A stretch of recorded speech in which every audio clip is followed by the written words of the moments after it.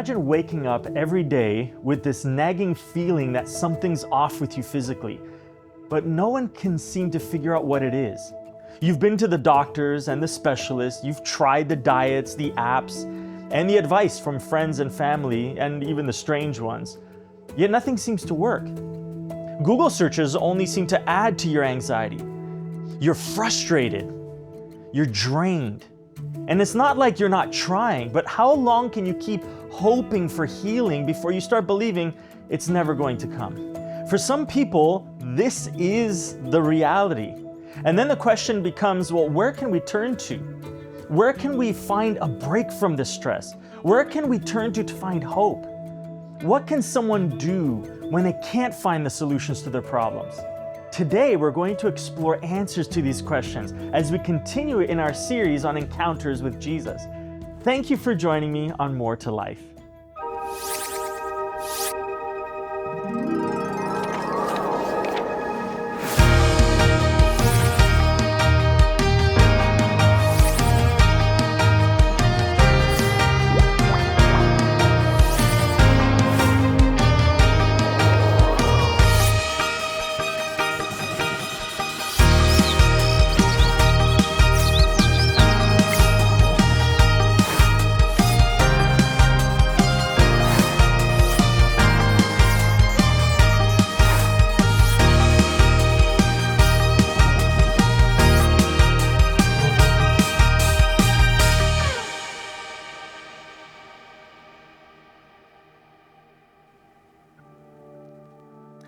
Emily and Jake worked together at a little store in a calm neighborhood. Their personalities clashed like fire and ice. Emily was all about precision, fast-paced and methodical, aiming for perfection in everything she touched. Jake, on the other hand, took life as it came, always chatting with customers, cracking jokes, and carrying himself with an air of carefree relaxation.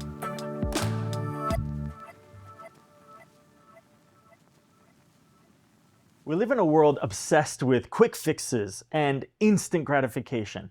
Everywhere we turn, there's a promise of that next miracle solution, whether it's a product or maybe it's a strategy or some sort of a 5-step plan. But what happens when these quick fixes fail or they don't work? When the solutions don't solve our problems despite our best efforts? The struggle then just continues, leaving us feeling helpless and hopeless and completely frustrated. It's in those moments that we may need to consider something that often takes a back seat in our struggles: faith. But how does faith help? Many think that faith is more of a last resort, something we turn to when all other options are exhausted. But what if? What if faith isn't about giving up at all? What if faith invites us to take a different approach, to stop striving for control and instead trust in something greater? There's a story in the Bible that illustrates this shift beautifully. It's the story of a woman whose faith led her to take extraordinary steps. And one of those steps changed her life forever. Her encounter with Jesus wasn't just about physical healing, although that did happen. It's about something far deeper, more profound, an experience of transformation that brought her hope when everything else seemed lost. Even though this story happened many, many years ago, it still speaks to the challenges we face today, the ones that feel insurmountable. As we dive into her story, think about the struggles in your own life that feel beyond your control. Her story serves as a beacon of hope, showing us that sometimes the most profound change comes not from fighting harder, but from reaching out in faith. Emily's life was a balancing act on a high wire. Between her full-time hours at the bookstore and part-time university studies, every second counted. Hustle was her mantra, and she couldn't afford to stumble. But Jake's laid-back demeanor grated on her. His easy laughter, casual attitude, and near-sloppy approach to tasks felt to Emily like a refusal to take life seriously. And yet, Jake's effortless connection with customers earned him their loyalty and admiration. Despite the friction, Emily found validation when the manager named her Employee of the Month, a small recognition that meant the world to her. It was a sign that her hard work was paying off, or so she thought. The heart of today's episode centers on one of the most profound encounters in the Bible. Mark chapter 5 contains the experience of a woman whose desperation led her to a moment of transformation with Jesus. It's one that touches on many of the struggles we face today. For example, we often battle issues that aren't even visible to others. Just think about how many people you pass every day and how many of those people have an issue that you know nothing about. Yet, in the midst of this, there's a truth we must remember. A truth that we've been learning about throughout this entire series. It's the truth that Jesus sees us, even when we feel invisible, even when others don't know what's going on. He knows our struggles. Mark chapter 5, verses 25 and 26 begins by telling us that a woman in the crowd had suffered for 12 years with constant bleeding. She had suffered a great deal from many doctors, and over the years, she had spent everything she had to pay for them. But she had gotten no better. In fact, she had gotten worse. For 12 long years, this woman dealt with a condition that not only caused her physical pain, but isolated her socially and spiritually. Because you see, in the Jewish culture of her time, her condition would have deemed her ceremonially unclean, meaning that she couldn't participate in normal social or religious activities. Imagine what that must have felt like for her, to be constantly suffering, spending all your money on solutions that didn't even work. Every day must have felt like a defeat, like she was moving further and further away from hope, not closer. And the worst part, no one seemed to understand. How many people today can relate with that? The silent struggle that no one sees, the mental health battles, the chronic illnesses, the broken relationships. There are so many areas of life where we can feel unseen and helpless, where every attempt to find a solution leaves us feeling worse off than before. Verse 27 and 28 records something interesting. It says, "She had heard about Jesus, so she came up behind him through the crowd and touched his robe, for she thought to herself, 'If I can just touch his robe, I will be healed.'" This is such a powerful moment. The woman had no guarantees, only stories about Jesus' healing power. But in her desperation, she believed that if she could just get close enough to touch the edge of his robe, she would be healed. This is faith in its purest form, an act of trust despite uncertainty. Listen, faith is not the absence of doubt, but it's the courage to act even when the outcome is unclear.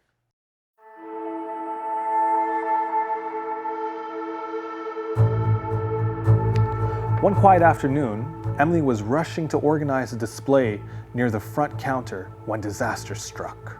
Her elbow accidentally knocked over a delicate decorative vase, sending it crashing to the floor. The manager was sympathetic but firm. Store policy dictated that broken items must be paid for.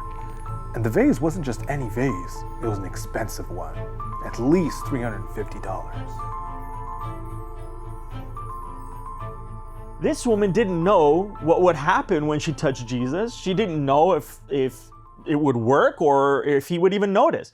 But she took the step anyways. For many of us today, faith feels risky. Perhaps we've tried before only to be disappointed, or maybe we've seen too many things go wrong in the past to trust that something could finally go right this time. But this story shows us that faith is not about certainty. It's about trust. It's about daring to believe that Jesus is enough, even when we've run out of other options. In a world where skepticism is common, particularly among younger generations, faith might seem like a foreign concept. But faith isn't just blind belief. It's about trusting that there's something bigger at play, something greater than our circumstances. The woman's faith was bold because it wasn't about a formula. It was about reaching out to the one person who could truly change her life. And the climax of this story is actually the moment of healing. Mark 5 verse 29 tells us, immediately the bleeding stopped, and she could feel in her body that she had been healed of her terrible condition. But that's not even where the story ends, because Jesus doesn't just let her slip away without noticing her. Verses 30 to 32 continues. It says, Jesus realized at once that healing power had gone out from him. So he turned around in the crowd and asked, "Who touched my robe?" His disciples said to him, "Look at this crowd pressing around you. How can you ask, 'Who touched me?'" But he kept on looking around to see who had done it. Jesus wasn't content to let her faith go unnoticed. He wanted more than just to heal her physically. He wanted to meet her personally. And when she comes forward, I can imagine she was just trembling with fear. Mark chapter 5, verse 34 says, "And he said to her, 'Daughter, your faith has made you well. Go in peace. Your suffering is over.'" This is a real moment of transformation. Jesus doesn't just heal her body, he restores her identity. Did you catch that? He calls her daughter, a term of deep affection and belonging. And after years of isolation and rejection, she feels that she's finally seen, that she's loved, that she's accepted by somebody. This is the healing that goes beyond the physical. Jesus offers more than just a quick fix for her immediate problem. He offers her a new life, a new identity. This is what sets Jesus apart. He doesn't just deal with surface level issues in our lives. He addresses the heart. The woman's courage and faith brought her to a place where she not only experienced physical healing, but found true freedom. She found peace, something that she was missing for years. And this is what Jesus offers to you and to me today. He's not just interested in solving our problems. He can do that, but he wants to bring transformation to our entire lives. And what makes this story even more powerful is the context in which it takes place. You see, Jesus wasn't on his way to meet this woman specifically. He was actually headed to heal someone else. A man named Jairus, a synagogue leader, had come to Jesus only moments before this. He was desperate for Jesus to heal his dying daughter. Jesus immediately began to follow Jairus to his home to save his little girl's life. But along the way, as Jesus was heading to Jairus' house, that's when this woman reaches out and touches the edge of his robe. What's interesting is the timing of this. We're told in verse 42 that Jairus' daughter was 12 years old. This woman had been suffering for the same length of time. That means that the year Jairus' daughter was born, an event that brings joy and happiness, was the same exact year this woman's issue of blood began, which brought sadness and frustration. While this young girl had been growing up, loved and cared for, the woman had been suffering in isolation, getting worse with every year. These two lives, though vastly different, intersected at the same moment in time, and both were in desperate need of the same thing: healing through an encounter with Jesus.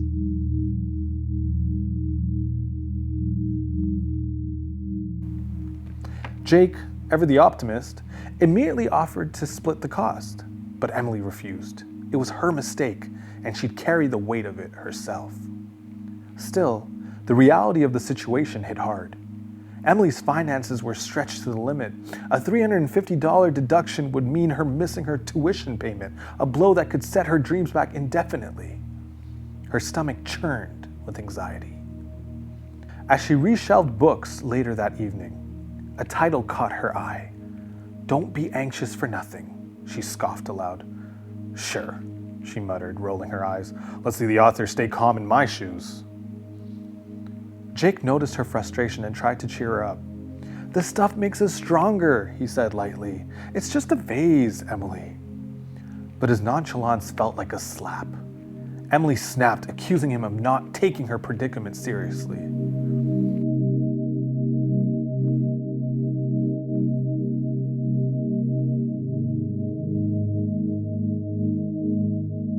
This part of the story emphasizes an important truth. Jesus doesn't overlook anyone. Jairus was an important man. He was a synagogue leader, but Jesus didn't prioritize his need over the anonymous woman in the crowd. He stopped for her. Even though he was on his way to perform another miracle, it shows us that Jesus has time for each of us, regardless of our status or how urgent our situation may seem. His love and healing are available to everyone, no matter how invisible we might feel. Something that needs to be addressed right here and in this story is the truth that while an encounter with Jesus is transformational, it doesn't always guarantee physical healing. Sometimes, despite our deepest prayers and strongest faith, healing doesn't come in the way we expect. But faith in Jesus is not just about the outcome. It's about the journey. It's about the relationship. Faith connects us to God, giving us strength to endure suffering and find peace in the midst of it. Even in the midst of uncertainty, it offers hope beyond the immediate, trusting that God's plan is bigger than we can see in the moment. Faith also transforms our perspective. It shifts our focus from the problem to the one who walks with us through it. Later, Emily saw Jake at the counter holding a jar labeled, "Help Emily pay for the vase." Her face flushed with anger. "Stop making jokes, Jake," she snapped. But Jake was calm. "It's not a joke," he said. "I talked to the manager and he thought it was a great idea. He even chipped in the first $5. Emily stormed off, feeling humiliated and deeply misunderstood. An email from her university added another layer of stress. Payments were due the following day, and without her full paycheck, she wouldn't make the deadline. The pit in her stomach deepened. As if things couldn't get worse, the manager called again. Apparently, there had been a mistake in her previous paycheck. She'd been overpaid, and the difference would be deducted from her next salary. The weight of all of it was unbearable. In 2 Corinthians chapter 12, verse 9, God says, "My grace is all you need. My power works best in weakness." Even when healing doesn't come, faith gives us the assurance that we are never alone and that God's grace is sufficient for every trial that we face. Today, many people feel stuck in a cycle of trying to fix their problems through external solutions, whether it's the self-help books or even relationships or even material wealth. But just like the woman who spent everything she had on doctors without any relief, these solutions often fall short. What this story offers is a reminder that Jesus provides something deeper, something more meaningful. Faith in Jesus isn't about bypassing the hard stuff. It's about finding hope, finding healing in the midst of it. It's also a reminder that Jesus doesn't just see our pain, He meets us there in it. Her faith led to an encounter that not only healed her physically, but restored her. This is what Jesus offers, a healing that touches every part of our lives, and it all starts with a simple act of faith, reaching out, even when the outcome isn't guaranteed. If you're watching today and you feel like you've tried everything and you're still searching for answers, still feeling frustrated about your situation, this story invites you to take a step of faith. It's not about having everything figured out. It's about trusting that Jesus is there. He's waiting to meet you in your struggles, and He wants to bring you healing and hope and transformation in your life. Healing is often a process of not just fixing what's broken, but a transformation of our hearts and our minds to experience the fullness of life that only Jesus offers. And so ask yourself, where in life are you needing to reach out in faith? What hidden struggles are you carrying around that you need to bring to Jesus? And how might your story change if you let Him into those places? Just like the woman in the crowd, you too can experience the life-changing power of a personal encounter with Jesus. That afternoon, Emily resolved to try something different. As a Christian, she'd always believed in putting her worries in God's hands, but she had rarely practiced it. Just for one day, she decided to let go and trust. The manager called again, and Emily braced herself. But this time, the news was different. There was no payroll mistake, and no deductions would be made from her paycheck. Jake approached her moments later, holding the jar, now filled with bills and coins. The owner stopped by earlier, he explained. I told him about the vase. He knows store policy, but he also knows we don't make a lot of money, so he covered the rest of the cost himself.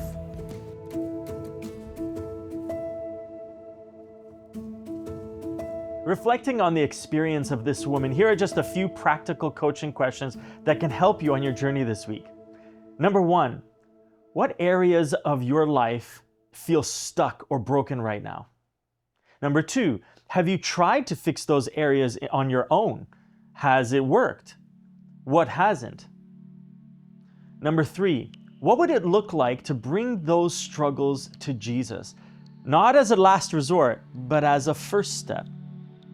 These questions are designed to help you pause and reflect on the areas of your life that cause you stress and frustration, areas that seem to have no hope, and to invite you to step out in faith and talk to Jesus about it. Sometimes the key to transformation is simply taking that first step of faith, trusting Jesus with the direction of your life. He sees you where you are right now, and He's ready to offer healing and hope and a life filled with purpose.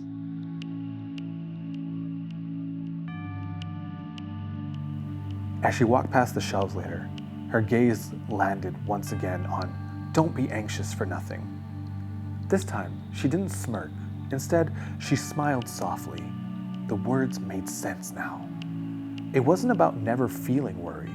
It was about not letting it consume her. She'd been so focused on perfection, on carrying her burdens alone, that she'd missed the beauty of letting other people help. And perhaps, she realized, she can start by forgiving herself.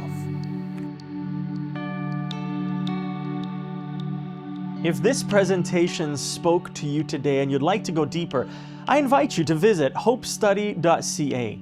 There you'll find an easy-to-use online Bible study platform with several interactive guides on a variety of topics. For example, I recommend going through the study entitled, "Why is there suffering and pain in life?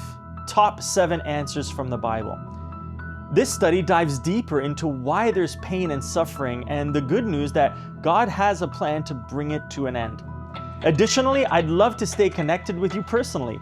So follow More to Life on social media, where you can message me directly with your questions, prayer requests, or even updates on your journey. Whether you're searching for answers, needing encouragement, or simply looking for community, I'm here to walk your journey alongside you. We began today by talking about the pain of waiting, of being stuck in a cycle of struggle, constantly searching for solutions that never seem to come. The woman with the issue of blood knew that pain very well.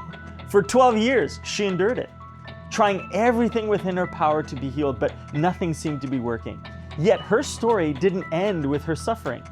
It ended with her healing, and that healing came not through the latest medical breakthroughs or a new self-help technique, but through her faith in Jesus. Her faith wasn't perfect. It was simply the belief that if she could just reach out and touch Jesus, He could make her whole. And that's the beauty of faith. It's not about how big or how flawless it is. It's about who you place that faith in. Jesus didn't just heal her physically, He restored her identity, gave her peace, and made her whole. Which brings us to the conclusion that there's more to life than enduring endless struggles. The faith that heals is available to each of us today. Whether your pain is physical, emotional, or spiritual, Jesus offers you more than just a quick fix. He offers you lasting peace. So what if the breakthrough you've been waiting for isn't in solutions you've tried in the past, but reaching out to Jesus, trusting that He sees your struggles and holds the power to give you healing and wholeness.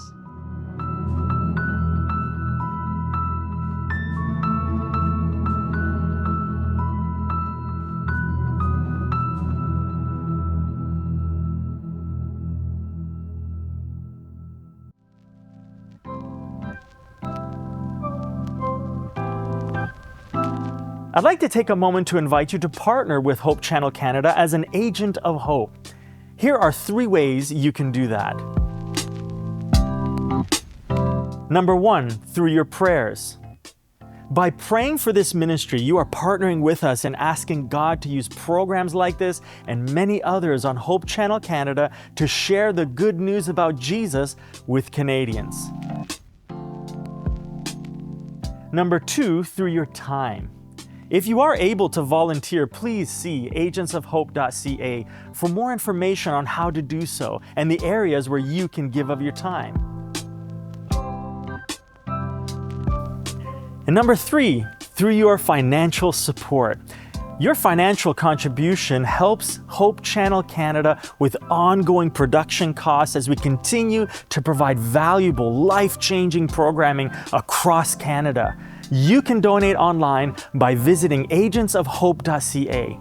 And thank you for partnering with us and making Hope Channel Canada possible.